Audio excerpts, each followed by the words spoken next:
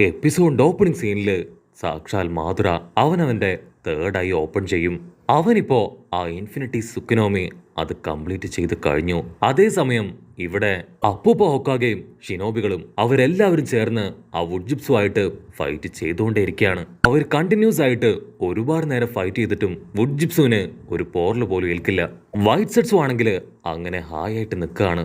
നമ്മുടെ ആൾക്കാർക്ക് ആർക്കും ആ വുഡ്ജിപ്സുവിനെ അതിനെ ആരാണ് കൺട്രോൾ ചെയ്യുന്നതെന്നോ അതിൻ്റെ അകത്ത് ആരാണെന്നോ മനസ്സിലാവില്ല.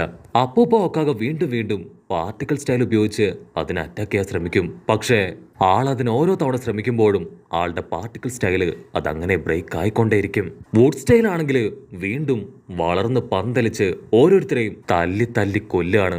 അപ്പോഴായിരിക്കും ഒരു വമ്പൻ ട്വിസ്റ്റ്.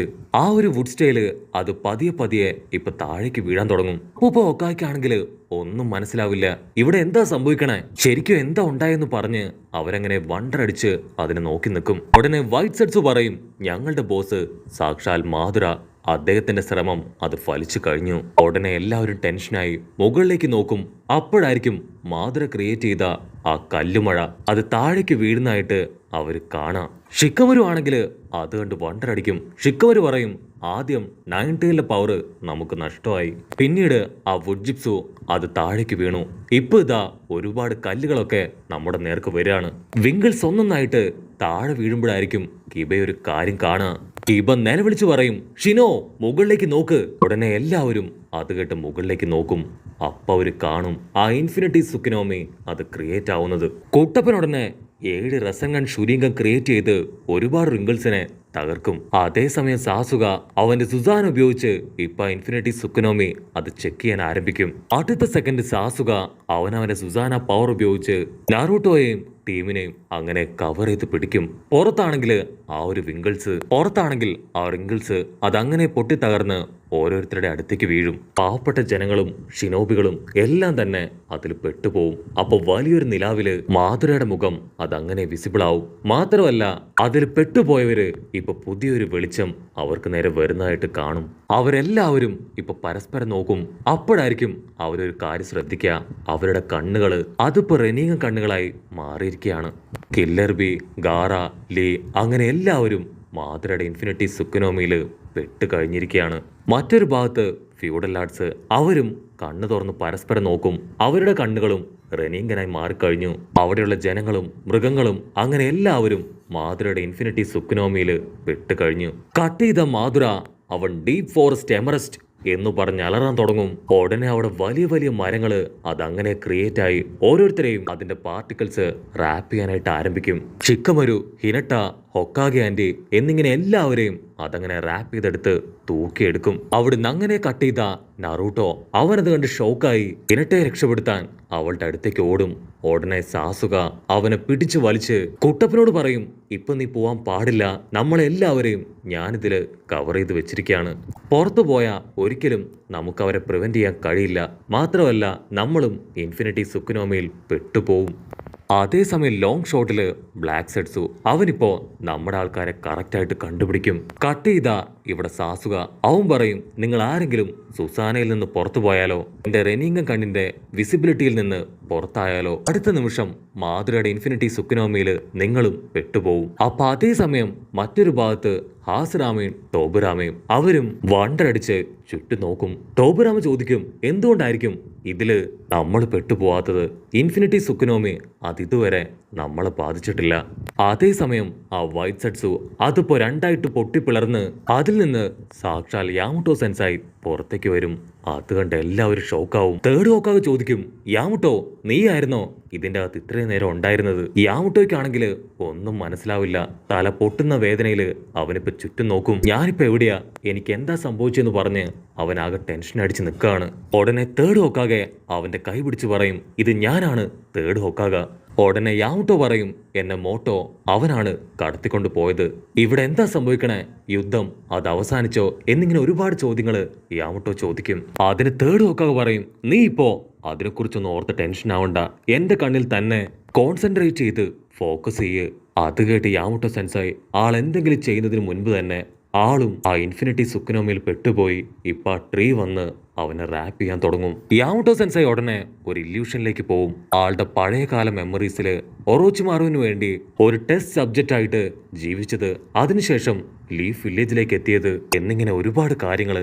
ഇപ്പൊ യാമട്ടോ സെൻസൈയുടെ മുൻപില് യുക്കിമി അവളങ്ങനെ ഓടിച്ചാടി കളിച്ച് രസിക്കുകയാണ്.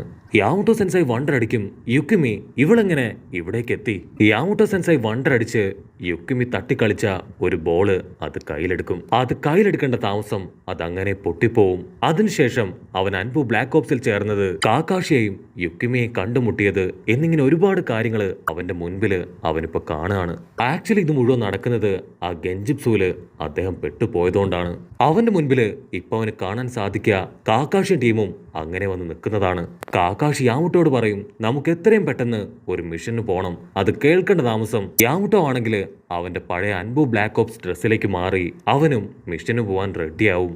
യാമുട്ടോ സെൻസൈ ആണെങ്കിൽ ആളുടെ മാസ്കിലേക്ക് തന്നെ നോക്കും. എനിക്കിപ്പോ ഫാമിലി റിലേറ്റീവ്സ് അങ്ങനെ ആരുമില്ല, എനിക്ക് ആകെയുള്ളത് അൻപു ബ്ലാക്ക് ഓപ്സ് ടീമാണെന്ന് പറഞ്ഞ് ആളാ മാസ്ക് മുഖത്ത് വെക്കാൻ റെഡി ആവുമ്പോഴായിരിക്കും ഒരു സെക്കൻഡ് നറൂട്ടോയും സാക്കുറയൊക്കെ ഓർമ്മ വരിക. യാമുട്ടോ സെൻസൈ വീണ്ടും കൺഫ്യൂസ്ഡ് ആയി എങ്ങനെയെങ്കിലും റിയൽ വേൾഡിലേക്ക് കടന്നു വരാൻ കഴിയോ എന്ന് ശ്രമിച്ചുകൊണ്ടേയിരിക്കും. പക്ഷെ ആളെ കൊണ്ട് അതിന് കഴിയില്ല.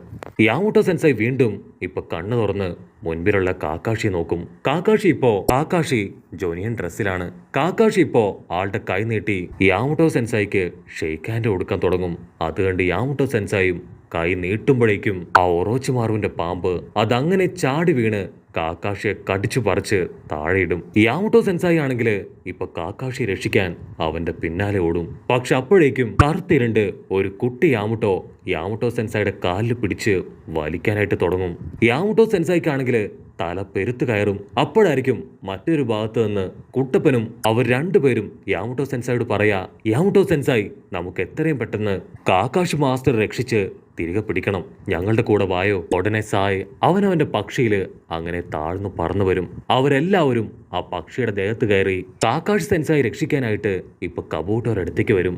കബൂട്ടോയെ ആണെങ്കിൽ സായ് അവന്റെ പവർ ഉപയോഗിച്ച് അറ്റാക്ക് ചെയ്തുകൊണ്ടേയിരിക്കും. മറ്റൊരു ഭാഗത്ത് നറൂട്ടോ അവന്റെ റസൻഗൺ പവർ അതുപയോഗിച്ച് ഇപ്പൊ കബൂട്ടോയെ അറ്റാക്ക് ചെയ്യും. ഉടനെ കബൂട്ടോ അവൻ കാക്കാഷി മാസ്റ്ററെ പുറത്തേക്ക് ഛർദ്ദിച്ചിട്ട് കുട്ടപ്പനെ തൂക്കിയെടുത്ത് യാമുട്ടോയ്ക്ക് നേരെ വലിച്ചെറിയും. കുട്ടപ്പന്റെ കയ്യിലുണ്ടായിരുന്ന ആ റസൻഗൺ പവർ അത് യാമുട്ടോ സെൻസായുടെ ദേഹത്ത് വീണ് അങ്ങനെ പൊട്ടി അങ്ങോട്ട് തെറിക്കും.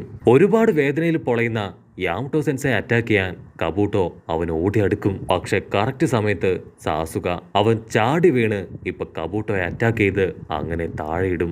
കബൂട്ടോ ആണെങ്കിൽ ഇപ്പൊ സാസുകയുടെ നേർക്ക് വിഷം ചീറ്റും. അപ്പോഴേക്ക് യാമുട്ടോ സെൻസായി ആളുടെ വുഡ്ജിപ്സ് ഉപയോഗിച്ച് അവനെ മുഴുവനായിട്ടും അങ്ങനെ പിടിച്ച് ലോക്ക് ചെയ്യും. ഫൈറ്റുകൾക്കെല്ലാം ഒടുവില് കാക്കാഷിയും യാമുട്ടോ സെൻസായും സാസുകയും അങ്ങനെ എല്ലാവരും ഇപ്പൊ സേഫ് ആയിരിക്കുകയാണ്. ഉടനെ കാക്കാഷി മാസ്റ്റർ അവരെ എല്ലാവരെയും ഹൊക്കാഗെ ആന്റിയുടെ അടുത്തേക്ക് കൊണ്ടുപോയിട്ട് പറയും, ഇനി മുതൽ ടീം 7ന്റെ ക്യാപ്റ്റൻ അത് യാമുട്ടോ സെൻസായി ആയിരിക്കും. യാമുട്ടോ സെൻസായി ആണ് അതിന് പറ്റിയ ആള്. അത് കേട്ട് ഹൊക്കാഗെ ആന്റിക്കും ഒരുപാട് സന്തോഷമായി അതിനെ അനുവദിക്കും. അങ്ങനെ അവരെല്ലാവരും ഒരേ ടീമായി മാറും. ഉടനെ സന്തോഷത്തില് അവർ തുള്ളിച്ചാടും. കട്ട് ചെയ്താ ഈ കാര്യങ്ങളൊക്കെ നടക്കുന്നത് അത് ഒറോച്ചിമാറുവിന്റെ ഗെഞ്ചിപ്സുവിന്റെ പവറിലാണ്. അവിടുന്ന് അങ്ങനെ ബ്ലാക്ക് ഔട്ട് ചെയ്താ ഇപ്പൊ മിനട്ടോ ആളും ഷോക്കായിട്ട് ലീഫ് വില്ലേജിൽ നടക്കുന്ന കാര്യങ്ങള് നോക്കി നിൽക്കുകയാണ്. ഓരോരുത്തരെയും മമ്മിയെ പോലെ കെട്ടിത്തൂക്കി വെച്ചിരിക്കുകയാണ്. ഇവിടെ എന്താ സംഭവിക്കണേ ചിന്തിച്ച് ആളങ്ങനെ വണ്ടടിച്ച് നിൽക്കുന്നതോടു കൂടെ ഈ ഒരു എപ്പിസോഡും അവസാനിക്കുന്നു.